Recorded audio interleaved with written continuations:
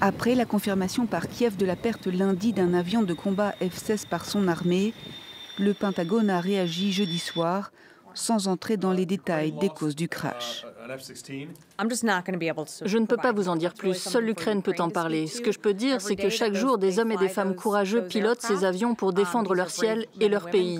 Nous sommes très fiers d'avoir participé à la formation de certains d'entre eux ici aux États-Unis, mais je n'ai rien de plus à ajouter sur cet incident en particulier. L'état-major ukrainien, lui, a précisé que le F-16 qui s'est écrasé tuant son pilote était engagé dans une riposte à une attaque aérienne de grande ampleur menée lundi par l'armée russe. De conception américaine, les avions F-16 font partie du matériel militaire tant attendu par l'armée ukrainienne, récemment livré à Kiev par les Occidentaux. Sur les quelques 80 appareils promis, une dizaine a déjà été livrée, entrée en action le 5 août dernier. Malgré l'offensive surprise déclenchée par Kiev début août, dans la région frontalière russe de Koursk, Moscou continue d'annoncer qu'elle gagne du terrain à l'est de l'Ukraine.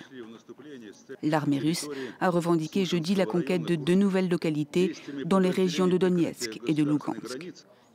La veille, Volodymyr Zelensky avait reconnu que son armée était en grande difficulté dans cette zone. Une situation évoquée au Conseil de sécurité des Nations Unies ce vendredi, ainsi qu'à l'échelle européenne, lors de la réunion des ministres de la Défense de l'UE.